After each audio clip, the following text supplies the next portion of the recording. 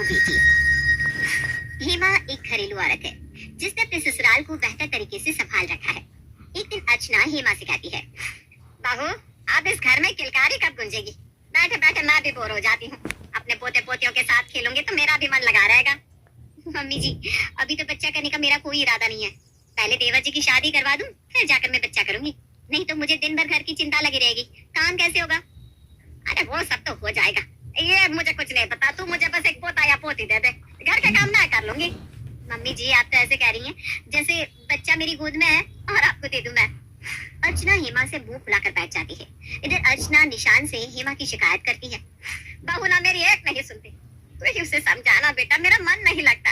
अपने पोते पोतियों को देखकर मेरी उम्र 10 साल और बढ़ जाएगी। मुझे उनके साथ खेलना है। हाँ माँ, तुम चिंता मत करो, मैं तुम्हारी बहू को समझाता हूँ। इधर अर्चना की बात हेमा के दिमाग में चलती रहती है। उधर रात को खाना खाने के बाद जब निशान और हेमा अपने कमरे में होते हैं तब निशान हेमा से कहता है, हेमा माँ जो कह रही है वो कर दो ना, वो भी तो अपनी जगह सही है। मुझे पता है, लेकिन उनकी तबीयत भी तो ठीक नहीं रहती। देवर जी की शादी की जिम्मेदारी मेरी है। बस उनकी शादी हो जाए फिर मैं बच्चे कर लूंगी ना। बच्ची के साथ शादी का घर संभालना मेरे लिए कितना मुश्किल होगा।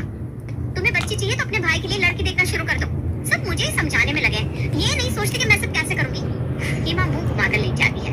तभी निशान उसे मनाता हुआ कहता है, अच्छा मेरी रानी, तुम जैसा कहोगी मैं वैसा ही करूंगा। तो गुस्सा ठोक दो, मैं कल से ही तुम्हारे लिए एक सुंदर सी देवरानी ढूंढना शुरू कर देता हूँ ताकि वो तुम्हारा आकर हाथ पटा सके। हेमा मुस्कुराकर निशान के गले लग जाती है। अगले दिन निशान अपने जान पहचान में सबको जीतू के लिए लड़की देखने को कह देता है। इधर हेमा भी पंडित जी को घर बुलवाती है और पंडित जी हेमा के ससुराल आते हैं। क्या बात है बहू, मुझे आज कैसे याद कर लिया? पंडित जी, आपको पता है ना, जीतू की उम्र शादी लायक हो गई है, तो उसी सिलसिले में आपको बुलाया है। मैं समझ गया बहू। अब देखो, मैं जीतू के लिए एक से एक रिश्ते लाता हूँ, लेकिन मैं कह देता हूँ अर्चना बहन, निशान की शादी में तुमने कुछ नहीं दिया था, लेकिन जीतू की शादी में मुझे सोने की चैन चाहिए। अरे मिल जाएगी पंडित जी, आप बस एक अच्छी सुंदर सुशील लड़की ढूंढ लीजिए। ये लीजिए, ये जीतू का बायोडाटा और फोटो है। तभी अर्चना हेमा को ताना देते हुए पंडित जी से कहती है, जो कहोगे दे दूंगी, लेकिन बहू ऐसी चाहिए जो मुझे आने के साथ ही पोते पोतियों का मुंह दिखा दे, वरना आजकल की लड़कियों के चौंचले बहुत है। हेमा को ये सब सुनकर बहुत बुरा लगता है, लेकिन वो अर्चना से कुछ नहीं कहती। दिन बीतने लगते हैं और 1 महीने बाद पंडित जी एक लड़की का रिश्ता लेकर हेमा के पास आते हैं। बहू, ये लड़की देख, जैसी तुझे चाहिए थी वैसी ही सुशील, सुंदर और संस्कारी है। हेमा कुछ कहती उससे पहले ही जीतू कहता है, भाभी ये सब क्या है? मेरे लिए लड़की देखी जा रही है, वो भी मुझसे पूछे बिना। ये सही नहीं है। मैं किसी और को पसंद करता हूँ और उसी से शादी करूंगा। कम से कम मुझसे पूछ तो लेते। जब लड़की देखी हुई थी तो मेरा इतना वक्त बर्बाद क्यों किया? लड़की वालों को मैं क्या जवाब दूंगा? खाया पिया कुछ नहीं, गिलास थोड़ा बना ना। पंडित जी गुस्सा होकर चले जाते हैं। इधर जीतू गुस्से में किसी से बात नहीं करता। रात को सब खाने की मेज पर जब सब होते हैं तब अर्चना जीतू से कहती है, बेटा तू गुस्सा क्यों कर रहा है? कर लेना जिससे शादी करनी है, हमें कोई प्रॉब्लम नहीं है, लेकिन तुझे पहले ही बता देना चाहिए था। बेचारी हेमा को कितनी दिक्कत हो गई। आप लोग बिना पूछे कुछ करेंगे तो क्या ही होगा। इतने में ही हेमा को उल्टियां होने लगती है और सबको पता चलता है कि हेमा माँ बनने वाली है। जीतू खुश होकर कहता है, देख लिया ना माँ, मेरी रजनी कितनी लकी है। उसके घर में आने की बात नहीं, घर में खुशियाँ आनी शुरू हो गई। देवर जी, अब आप ही बता दो कब शादी करनी है? अभी क्या जल्दी है, जाड़े में कर लूंगा। रजनी आपकी डिलीवरी के वक्त आपके पास होगी बस। इस तरह दिन बीतने लगते हैं और 8 महीने बाद झाड़ा आ जाता है और रजनी जीतू की शादी हो जाती है। रजनी के घर आने से निशान हेमा से कहता है, अब तुम आराम करो बस, अगले महीने हमारा बच्चा इस दुनिया में आ जाएगा और माँ की इच्छा भी पूरी हो जाएगी। हाँ जी, वैसे रजनी तो अच्छी लग रही है, लेकिन वो ऑफिस का भी काम करती है। वो मेरी डिलीवरी कैसे संभाल पाएगी? सोच रही हूँ कि अपनी बहन को बुला लूं। अरे इसमें सोचना क्या है, मैं कल ही साली साहिबा को ले आता हूँ। अगले दिन रजनी की पहली रसोई होती है। निशान पूर्णिमा को लेने ससुराल चला जाता है। अर्चना रजनी से कहती है, बाबू तुम नहा धोकर रसोई में नाश्ता बना लो, आज पहली रसोई है ना तुम्हारी। जी मम्मी जी। रजनी नाश्ता बनाती है। इतने में ही निशान पूर्णिमा को लेकर आता है। सब एक साथ नाश्ता करते हैं और रजनी के खाने की तारीफ करते हैं। तभी हेमा कहती है, रजनी खाना तो बहुत अच्छा बना है। रजनी के हाथों में बरकत है, बरकत। बीवी किसकी है? मुझे तो पहले से ही पता था, मेरी रजनी सब काम में माहिर है। अचानक ही हेमा को उसी वक्त दर्द शुरू हो जाता है और वक्त से पहले ही हेमा एक प्यारी सी बेटी को जन्म देती है। बेटी के जन्म से पूरे परिवार में खुशी छा जाती है। रजनी के पैर देख लो, कितने शुभ है माँ, आते ही तुम्हें अपनी पोती मिल गई। अरे बहुत लक्ष्मी है, मेरी पोती के आने से घर में खुशी छा गई है। आज से इसका नाम खुशी होगा। हेमा खुशी के साथ अस्पताल से घर आती है। पूर्णिमा हेमा के घर के सारे काम करती है और खुशी को भी संभालती है। इधर रजनी अगले दिन से ही ऑफिस जाना शुरू कर देती है। भाभी आपको पता है ना, शादी के वक्त ही मैंने कितनी छुट्टियां ले ली थी, वरना मैं नहीं जाती। मुझे भी अच्छा नहीं लग रहा पूर्णिमा काम कर रही है। अरे कोई बात नहीं रजनी, मैं समझ सकती हूँ, तुम बेफिक्र होकर जाओ। रजनी ऑफिस चली जाती है। इसी तरह दिन बीतने लगते हैं और 1 महीने बाद हेमा पूर्णिमा से कहती है, पूर्णिमा तूने मेरी बहुत मदद की है, अब मैं ठीक हूँ। महीने भर आराम कर लिया है मैंने, अब मैं संभाल लूंगी। कल तेरे जीजाजी तुझे छोड़ आएंगे। हाँ तू भी ना दीदी, अब परिवार में क्या मदद, एक पल में ही पराया बना दिया ना मुझे। अरे हट पगली। अगले दिन निशान पूर्णिमा को उसके घर छोड़ाता है। हेमा पहले की तरह ही घर की बात और अपने हाथ में ले लेती है। रजनी के आने से हेमा को एक जरा मदद नहीं मिलती, लेकिन फिर भी वो किसी से कुछ नहीं कहती। एक दिन अर्चना हेमा से कहती है, तू ही पूरा दिन काम करती रहेगी तो रजनी कैसे घर गृहस्थी संभालना सीखेगी। आज से सुबह का खाना रजनी बनाएगी। मम्मी जी, उसे वक्त कहाँ मिलता है अपनी ऑफिस से। अरे तो तू ही घर के काम करती रहेगी क्या, मेरी आंख थोड़ी ना फूट गई है, तुझे भी तो आराम की जरूरत है। अभी अभी तो डिलीवरी से उठी है। रजनी मेरी छोटी बहन की तरह है, अभी उसे करने दो ना जो वो करना चाहती है। इसी तरह वक्त बीतने लगता है और ठीक साल भर बाद रजनी भी एक बेटी को जन्म देती है। बेटी के जन्म से निशान कहता है, माँ अब तो तुम खुश हो ना, अब तो तुम्हारे पास 2 पोतियां हो गई है, अब तो तुम्हारी उम्र 20 साल बढ़ जाएगी। हाँ हाँ बिल्कुल। आज से रजनी की बेटी का नाम अनाया। रजनी अनाया को जन्म देती है, लेकिन उसका पालन पोषण हेमा ही करती है। रजनी निश्चिंत होकर आराम से कुछ वक्त बाद अपना ऑफिस फिर से ज्वाइन कर लेती है। इधर हेमा अपनी दोनों बेटियों और घर की जिम्मेदारियों में फंस कर रह जाती है। एक दिन पूर्णिमा हेमा को फोन करती है, बड़े दिन हो गए दीदी, तुम मायके नहीं आई हो, कुछ दिनों के लिए घर चली आओ ना। खुशी तो बड़ी भी हो गई होगी। अरे खुशी तो बड़ी हो गई है, लेकिन मेरी अनाया ना अभी छोटी है, इधर उधर आने जाने से उसे ठंड लग जाएगी। ये क्या बात हुई दीदी, अनाया की जिम्मेदारी तुम्हारी है क्या, उसकी माँ समझे। वो महारानी आराम से ऑफिस जाए, घूमे फिरे और तुम उसके बच्चे संभालो। अरे ऐसा मत बोल पूर्णिमा, अनाया को मैं अपनी बेटी ही मानती हूँ। मेरी एक नहीं 2 बेटियां हैं। जब तक ये दोनों बड़ी नहीं हो जाती मैं कहीं नहीं जा सकती। देख लेना दीदी, एक दिन तू बहुत पछताएगी। ये रजनी बहुत तेज है, तुझसे सब काम करवा कर अपनी बेटी पर बाद में अपना हक जमा लेगी। अरे ऐसा कुछ नहीं होगा पगली। पूर्णिमा गुस्से में फोन काट देती है। हेमा खुशी से ज्यादा अनाया पर ध्यान देती। एक दिन खुशी हेमा से नाराज होकर बिना खाए निशान के पास जाकर बैठ जाती है। पापा मम्मा मुझसे प्यार नहीं करती, जब देखो अनाया अनाया करती रहती है। मैं उनसे बात नहीं करूंगी। मुझे मम्मा ने चॉकलेट भी नहीं दी। मम्मा ने नहीं दी तो क्या हुआ, मैं दूंगा अपनी लाडो को चॉकलेट। निशान खुशी को बहुत सारी टॉफियां देता है। थोड़ी देर बाद हेमा अपने कमरे में आकर खुशी से कहती है, मुझसे नाराज है क्या मेरी गुड़िया। मुझे नहीं बात करनी आपसे, मैं पापा के पास ही सोऊंगी। हेमा बहुत देर तक खुशी को मनाती है, फिर उसे समझाते हुए कहती है, मेरी खुशी बहुत समझदार और बड़ी है। आप अनाया की बड़ी बहन हो ना, तो आपको उसका ध्यान रखना पड़ेगा ना। मेरी बच्ची मम्मा आपसे भी उतना ही प्यार करती है। मेरी खुशी तो बहुत तेज है कि नहीं। हाँ मम्मा, खुशी तेज है, बहुत तेज है कि नहीं। हाँ मम्मा, खुशी तेज है। इसी तरह दिन बीतने लगते हैं। हेमा अपनी दुनिया अपनी दोनों बेटियों में समेट लेती है।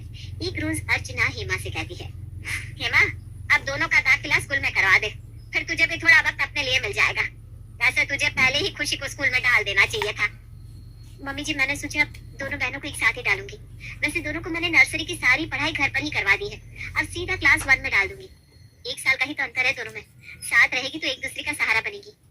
हेमा अगले दिन ही खुशी और अनाया का एडमिशन स्कूल में करवा देती है और दोनों को स्कूल भेजना शुरू कर देती है। खुशी जहाँ समझदार और होशियार है, वहीं अनाया बहुत चंचल और बदमाश। पहले दिन जब दोनों बेटियां स्कूल से घर आती है तो हेमा आते ही दोनों को गले लगा लेती है। चलो दोनों झटपट खाना खा लो, मैं दोनों का होमवर्क करवा दूंगी। ओके बड़ी माँ। मम्मा बस में ना अनाया बदमाशी कर रही थी। ऐसे नहीं बोलती बेटा, तो अपनी बहन का ध्यान रखना। हाँ। शाम को हेमा दोनों बेटियों को होमवर्क करवाने के लिए बैठती है। खुशी और अनाया दोनों अपनी कॉपी निकालती हैं। खुशी, ये मैथ मैंने तुमको बताया था ना, तुम इसे बनाओ। अनाया तुम कॉपी निकालो अपनी।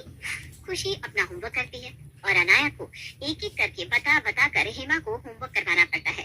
बीच में खुशी कहती है, मम्मा ये बताओ ना। सुनो ना मम्मा। अरे रुक जा ना खुशी, पहले अनाया का होमवर्क पूरा करवा देती हूँ। मम्मा मुझे थोड़ा सा तो बताना है, आप बस अनाया अनाया करती रहती हो, आपको बस उससे प्यार है। खुशी उठकर अर्चना के पास जाती है और उसे सब कुछ बताती है। तब अर्चना हेमा से कहती है, हेमा तू भूल तो नहीं गई, खुशी तेरी अपनी बेटी है, तू खुशी के साथ सही नहीं कर रही बेटा। मम्मी जी दोनों मेरी ही बेटियां हैं, लेकिन अनाया पढ़ने में कमजोर है तो मुझे उसे ज्यादा वक्त देना पड़ता है। दिन बीतने लगते हैं। रजनी को ये तक पता नहीं होता कि उसकी बेटी कौन से स्कूल और क्लास में है। एक रोज रजनी की सहेली मोनिका उसके घर उससे मिलने आती है। अनाया को देखकर कहती है, ये तेरी बेटी है? हाँ क्यों? अनाया मेरी ही बेटी है। ये मेरे बेटे के स्कूल में पढ़ती है और उसकी क्लास में उसकी बगल वाली सीट पर ही बैठती है। ओह अच्छा, देख ले, हमारी तरह हमारे बच्चे आपस में अच्छे दोस्त बन जाएंगे। एक बात कहूँ रजनी, बुरा मत माना, तेरी जेठानी की बेटी तो बहुत अच्छे से रहती है और अनाया को तो इस तरह क्यों रखती है? तो क्या कह रही है? क्या बात है, पूरी बात बता। एक दिन स्कूल में अनाया की क्लास टीचर उसे बहुत डांट रही थी उसके कपड़ों को लेकर। सच में यार, उसके कपड़े गंदे रहते हैं। लगता नहीं कि वो कच्चे घर की बेटी है। टीचर उसे क्लास के बाहर खड़ा करके रखी थी, लेकिन खुशी तो एकदम टिप टॉप रहती है। उसके कपड़े आयरन किए होते हैं, जूते चमकते रहते हैं। दोनों बेटी एक ही घर की है, लेकिन दोनों में इतना भेदभाव, ये मुझे कुछ समझ भी नहीं आया। यार बोलना तो नहीं चाहिए, लेकिन तू अनाया का ध्यान रखा करना। ये सुनते ही रजनी के होश उड़ जाते हैं। मेरी जेठानी को आज मैं नहीं छोड़ूंगी। अनाया को वही स्कूल भेजती है। अच्छा तो ये बात है, अपने बच्चे ना किसी के ऊपर नहीं छोड़ने चाहिए। बता देती हूँ, तेरी जेठानी अपनी बेटी को प्यार करेगी और बेचारी अनाया इसी तरह किसी गरीब बच्चे की तरह रह जाएगी। तेरी बेटी के साथ मैं ऐसा नहीं होने दूंगी। मोनिका चली जाती है और रजनी हेमा के पास जाकर उस पर बरस पड़ती है। मेरी बेटी किसी के ऊपर बोझ नहीं है, उसे कहीं से उठा कर नहीं लाई हूं मैं, समझी आप? मेरी बेटी के साथ इतनी नाइंसाफी हो रही है और मुझे पता तक नहीं चलने दिया आपने। ये क्या बोल रही हो तुम रजनी? अनाया मेरी भी बेटी है। बेटी बोलने में और होने में बहुत अंतर होता है भाभी। मैंने उसे आपकी पर छोड़कर बहुत बड़ी गलती कर दी। आज से उसकी माँ उसके लिए सब कुछ करेगी। चलो ना। ये माँ फूट फूट कर रोने लगती है। बहू, तो खुशी को लेकर अपने मायके चली जा। रजनी को पता चलना चाहिए कि अनाया को संभालना कितना मुश्किल है। अपने बच्चे को छोड़कर तुमने अनाया को वक्त दिया। रजनी को उसकी गलती अब समझ आना बहुत जरूरी है। तभी खुशी हेमा के आंसू पोंछते हुए कहती है, मम्मा रो मत। अनाया आपके पास नहीं तो क्या हुआ? आपकी खुशी आपको छोड़कर कहीं नहीं जाएगी। आप ही कहती है ना अनाया बच्ची है, तो आप चिंता क्यों करती हो? वो खुद आ जाएगी। चल बेटा, हम नानी के घर चलते हैं। हेमा खुशी को लेकर अपने मायके चली जाती है। इधर रजनी अनाया से कहती है, अनाया बेटा, तुझे जो भी खाना है मुझसे कहना, मैं तेरे लिए बना दूंगी। कल स्कूल है ना तेरा, मैं तेरे कपड़े तैयार कर देती हूँ। कल से मेरी बेटी खुशी से भी अच्छी लगेगी। हाँ मम्मा, मेरा होमवर्क बाकी है, मुझे होमवर्क करवाने में मदद करो। हाँ हाँ मेरी गुड़िया, तो बैग से कॉपी निकाल। रजनी कॉपी देखती है। बेटा मैं तुझे बता देती हूँ कैसे बनाना है, फिर तू खुद बना लेना। मैं तब तक तेरे कपड़े आयरन कर दूंगी। रजनी जैसे ही उठने लगती है, वैसे ही अनाया उसका हाथ पकड़कर कहती है, मम्मा, बड़ी मम्मा मेरे पास बैठी रहती थी जब तक मैं पूरा होमवर्क नहीं बनाती थी। अरे बेटा ऐसा थोड़ी ना होता है, तू खुद से बना। रजनी आयरन करने चली जाती है। इधर अनाया उठकर खेलने लगती है। आयरन के बाद रजनी जैसे ही देखती है, कॉपी किताब फेंक कर अनाया तो खेल रही है। रजनी को गुस्सा आने लगता है। अनाया, तुमने होमवर्क नहीं किया? मम्मा मुझे भूख लग रही है। ठीक है, रोटी बनाकर लाती हूँ अभी। रजनी आलू पराठा बनाकर लाती है। पराठा देखकर अनाया कहती है, मुझे पतले पतले पराठे खाने हैं, ये नहीं खाऊंगी। ठीक है, तू एक बार दूध पी ले। रजनी दूध लाकर अनाया को देती है। दूध देकर अनाया ग्लास को हाथ मार देती है और बेड पर पड़े स्कूल ड्रेस को मोड़ कर कहती है, मैं बिना कॉर्नफ्लेक्स दूध नहीं पीती। बड़ी मम्मा कितने अच्छे से खिलाती है। रजनी अनाया को एक थप्पड़ मारती है। अनाया रोने लगती है। अनाया को रोता देख अर्चना वहां आकर कहती है, तू एक दिन में इतनी परेशान हो गई? तो सोच, हेमा कैसे दो दो लड़कियों को संभालती होगी। तूने किसी और के कहने पर हेमा को कितना कुछ कह दिया। आज तक बच्चे कभी संभाले हैं जो अनाया तुझसे संभलेगी? अनाया को संभालना इतना आसान नहीं है। हेमा की गलती है जो अपने बच्चे से भी ज्यादा अनाया को प्यार किया। अनाया को मार कर क्या होगा? रो मत बेटा, यहाँ। रजनी उसी वक्त हेमा के मायके जाकर उससे माफी मांगते हुए कहती है, मुझे माफ कर दो भाभी, अनाया की असली माँ आप ही हो। आप अपने घर चलो भाभी, मुझे माफ कर दो। अब से मैं भी घर के काम आपके साथ करूंगी और नौकरी छोड़ दूंगी। रो मत, कोई बात नहीं रजनी। रजनी हेमा और खुशी को लेकर अपने घर वापस आ जाती है। अब रजनी और हेमा दो बहनों की तरह रहने लगती है और रजनी ऑफिस छोड़